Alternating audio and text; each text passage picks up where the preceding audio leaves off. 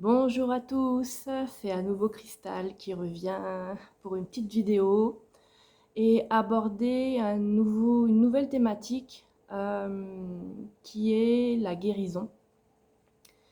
Je parle de guérison purement physique en utilisant très certainement les capacités que vous avez peut-être en vous. En tout cas, l'état de conscience à un moment donné, en tout cas, que vous aurez dans la compréhension même du monde subtil et j'allais dire des mondes quantiques, de la physique quantique. Comme je disais pour la sexualité sacrée, je ne suis pas une physicienne, je ne suis pas mathématicienne, mais j'aime beaucoup creuser les questions lorsque je ne les comprends pas. Surtout lorsque je canalise des termes que, bien sûr, qui ne sont pas dans mon vocabulaire. Là, j'ai vraiment besoin de comprendre en fait le message qu'on m'envoie. Tout ça pour vous dire qu'au cours de ma vie, comme je vous l'ai expliqué, je suis née avec une malformation cardiaque et en fait, l'événement qui s'est produit lorsque j'étais petite, pour moi, c'était juste pour me faire prendre conscience que je n'étais pas le corps dans lequel je m'identifiais, que j'étais bien plus que ça, que j'étais en tout cas quelque chose d'autre qui était à l'intérieur de ce corps. On entend beaucoup parler, certains philosophes ou même des chercheurs, des scientifiques dire que nous faisons l'expérience subtile dans un corps de matière et je suis tout à fait d'accord avec ça. L'expérience que j'ai vécue lorsque j'étais petite me l'a confirmé.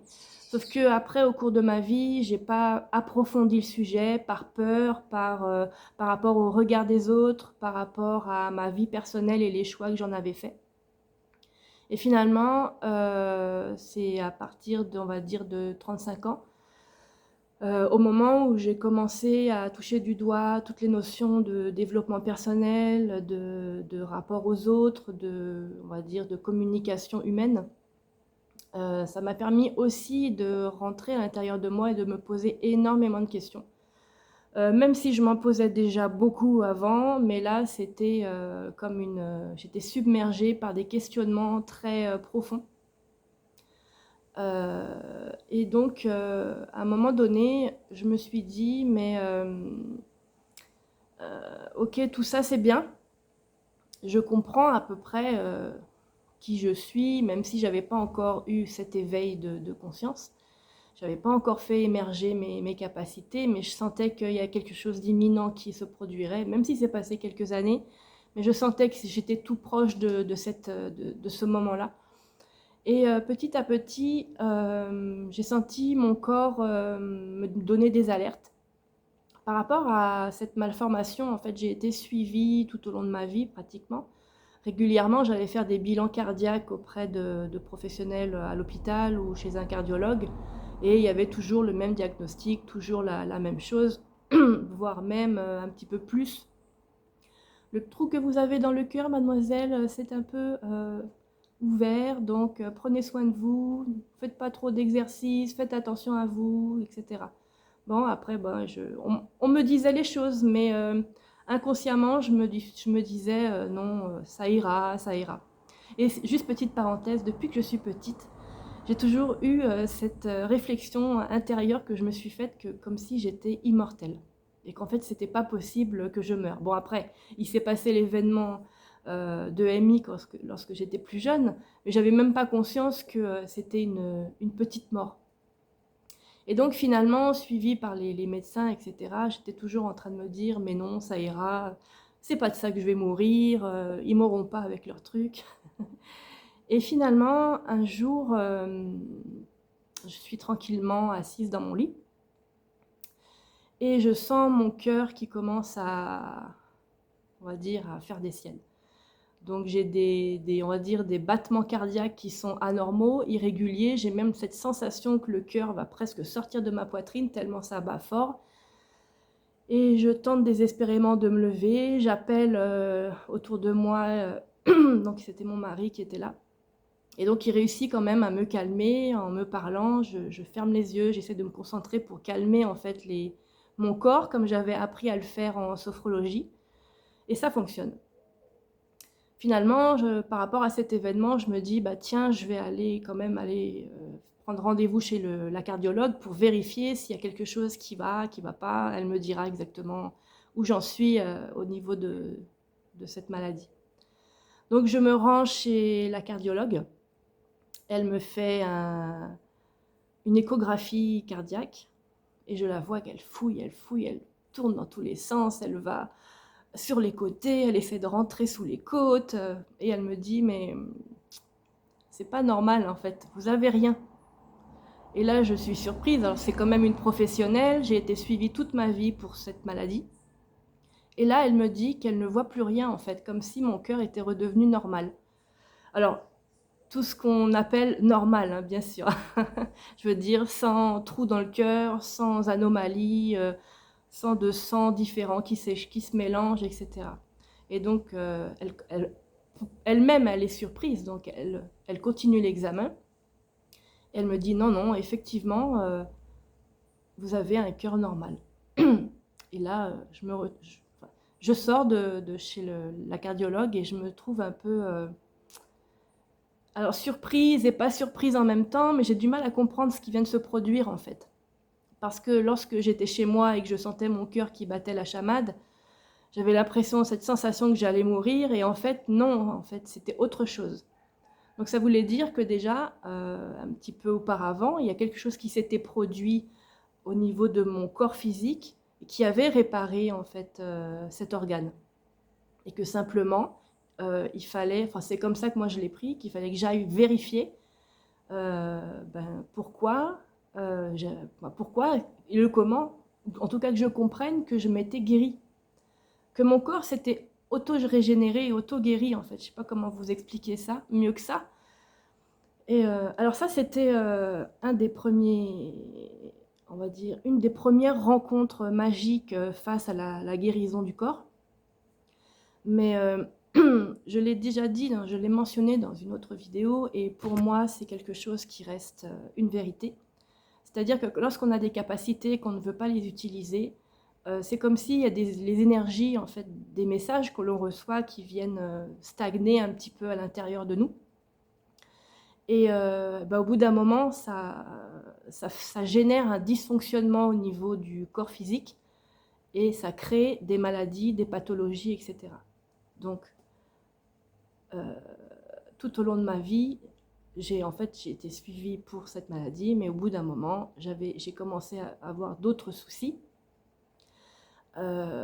Entre autres, des soucis au niveau, là je vais me confier à vous, des soucis au niveau de l'appareil reproducteur.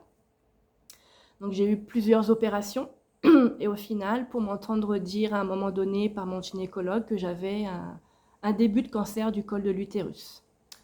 Et là, en connaissance de cause on va dire, de tous les décès et de toutes les pathologies qui sont dans ma famille, quelque part, ça ne m'étonne pas. Et en même temps, il y a vraiment une part de moi à 90% qui se dit hors de question.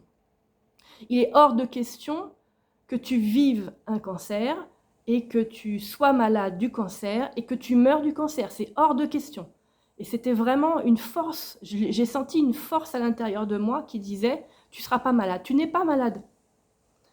Donc, mon gynécologue m'a proposé une petite opération. Et finalement, quelques années plus tard, en fait, enfin pas si éloigné que ça, quelques mois plus tard, ça va se compter en 18 mois, 2 ans, j'avais plus rien. Donc c'est une bonne nouvelle, on peut dire que c'est peut-être grâce à l'opération, on peut dire ce qu'on veut, mais en tout cas, je constate que ça fait 2 fois qu'un médecin me dit qu'il n'y a plus rien. Et puis, je garde encore en moi des choses que je perçois, etc. Et je ne dis rien. Je ne dis rien et du coup, la maladie vient stagner ici.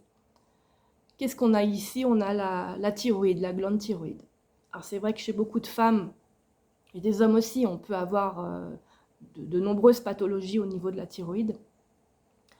Et donc, encore une fois, je me retrouve devant une professionnelle, d'ailleurs qui ne m'explique rien du tout, qui me dit simplement « Ah madame, il va falloir, soit vous faites un traitement à vie, pour réguler en fait la, les- la fonction de la glande thyroïde, ou alors on vous l'enlève. Voilà, en gros, on m'explique rien, on m'explique pas pourquoi j'ai la glande thyroïde que je m'attaque moi-même, puisque ça reste une maladie auto-immune, c'est-à-dire qu'à un moment donné, c'est mon propre corps qui va attaquer mon organe. Et là, pareil, je me dis non, c'est pas possible, je peux pas, c'est pas possible, je me vois pas me faire opérer de la thyroïde et d'avoir un traitement à vie, c'est hors de question. Au même moment, j'avais un ami qui était dans la micronutrition et je lui parle de tout ça. Et il me dit, mais non, Christelle, avant de prendre tes médicaments à vie, essaye de revoir plein de choses, par exemple ton alimentation. Essaye d'avoir une meilleure hygiène de vie, de faire un peu plus de sport. En tout cas, au niveau de l'alimentation, c'est clair que je l'ai écouté. Et petit à petit, j'ai retiré beaucoup de choses de mon alimentation. Les laitages, les féculents, les farines, essentiellement le blé transformé. Et au final, je mangeais beaucoup de fruits, de légumes, de jus. Et est arrivé le moment où il fallait aller vérifier cette thyroïde. Et finalement, eh bien, tout était normal. Donc tout ça pour vous dire que je pense qu'à un moment donné, l'esprit est plus fort que la matière. Ça, c'est clair.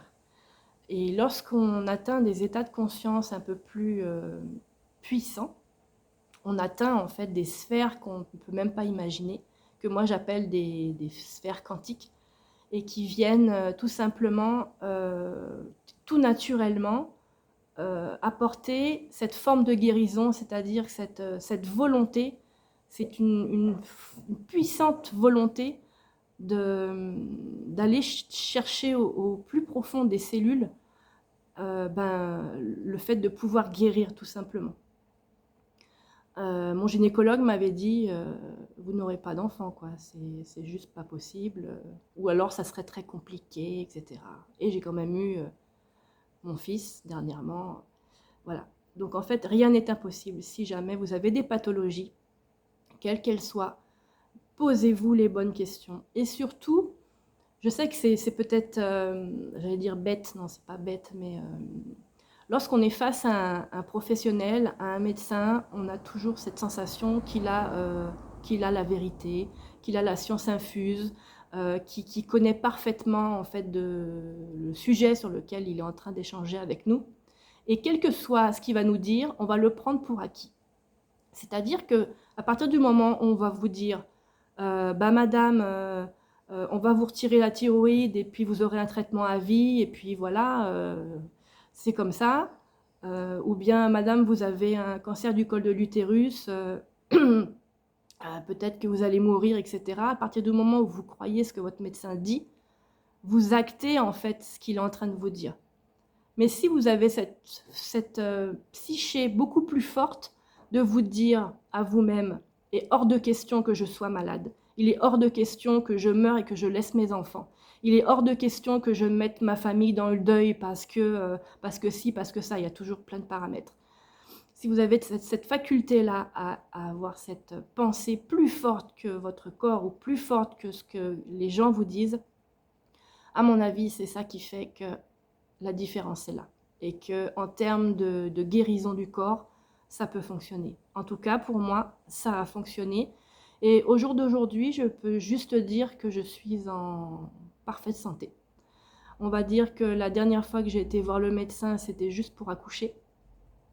Et encore, si j'avais pas eu d'enfant, je peux vous dire que c'est depuis 2014. Alors on est en 2021, bientôt 2022. Ça fait de nombreuses années que je n'ai pas consulté de médecin parce que aussi j'ai appris à utiliser les produits naturels, les plantes. Surtout, on a vraiment cette chance ici aux Antilles, en Guadeloupe en tout cas, d'avoir des plantes un peu partout qu'on peut même planter si on est en appartement, peu importe, en pot, et de les avoir à proximité pour tout de suite faire des tisanes, faire des baumes dès on sent des symptômes qui arrivent, des maux de tête, ce genre de choses. Et c'est vraiment important. Et tout ça, ce que je vous raconte là, ça a vraiment changé ma vie. avoir une autre approche de son corps physique, une autre approche de la maladie, une autre approche des croyances que vous allez générer face à des professionnels. Tout ça fait que maintenant, aujourd'hui, je suis en parfaite santé. Et je le resterai parce que j'ai cette conviction que de toute façon, il n'y a rien qui peut m'atteindre. Quel que soit le virus qui court, je sais que je ne serai pas malade. En fait, c'est une croyance profonde que j'ai à l'intérieur de moi. J'ai survécu à une EMI, j'ai survécu à une malformation cardiaque, j'ai survécu à des opérations gynécologiques, j'ai survécu à un cancer du col de l'utérus, j'ai survécu à une maladie auto-immune de la thyroïde. Alors pourquoi d'autres types de virus ou de maladies viendraient m'attaquer et que je n'arriverais pas à surmonter ça? J'aimerais vraiment que vous preniez conscience de ce que je suis en train de dire. C'est vraiment important d'avoir cette conviction que vous êtes votre propre médecin, que vous êtes votre propre guérisseur. Il n'y a que vous qui puissiez réussir à faire ça. Voilà, je vais m'arrêter là. C'est vraiment un sujet qui me tenait à cœur. Ça faisait déjà un moment que j'y réfléchissais. C'est pas facile à raconter, à expliquer.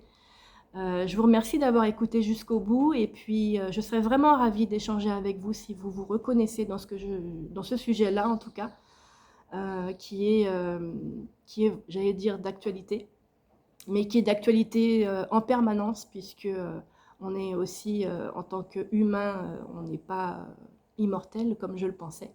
En fait, c'est moi à l'intérieur de ce corps qui est immortel et pas mon corps. Mais en fait, on m'a prêté ce corps, donc il faut que je l'entretienne comme une voiture. Il faut que je le bichonne, il faut que j'en prenne soin et que je ne le rende pas malade tout simplement, juste parce que j'ai des croyances, juste parce que je vis des expériences difficiles, etc. C'est plutôt l'inverse qu'il faut intégrer dans ce corps. Je vous remercie d'avoir écouté cette vidéo, vraiment merci, merci, merci. Et merci à tous les nouveaux abonnés. Je suis vraiment ravie de voir que tous ces sujets vous intéressent. N'hésitez pas encore une fois à mettre les commentaires, à poser vos questions. Et dans ce cas, je ferai des vidéos qui concernent tous ces sujets. Merci beaucoup et à bientôt dans une autre vidéo.